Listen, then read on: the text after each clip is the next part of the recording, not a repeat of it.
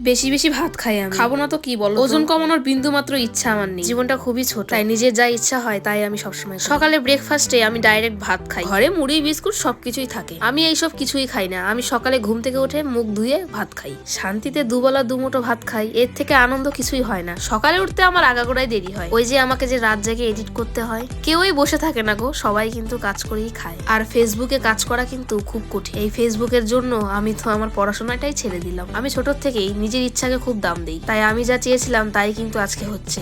আমার বরের দোষ দিয়ে লাভ নাই। পড়াশোনা আমি নিজের ইচ্ছাতেই ছেড়েছি। যেটাকে আমি সবচেয়ে বেশি ভালোবাসি সেটাকে আমি গুরুত্ব দিই। যতটুকু পড়াশোনা আমার জানা আছে সেটাই যথেষ্ট, আমার কাছে যথেষ্ট। আমি চলতে পারবো। তোমরা নিজেদের কথা মতো চলবে, নিজেদের ইচ্ছাকে দাম দেবে, তবে কোনো খারাপ কিছু করো না। আমার বাবা তো একজন প্রাইমারি হেড টিচার। বিয়ের আগে ওনার সমস্ত কাজে আমি হেল্প করতাম। মিড ডে মিল বলতে একটা জিনিস আছে, ওই জিনিসটা কিন্তু আমি বাবাকে করে দিতাম। আসলে মিড ডে মিলের যে হিসাবটা হয় সেটা বাবা আর আমি দুজন মিলে করতাম। খুব মনে পড়ে সেই কথাগুলো, সত্যি।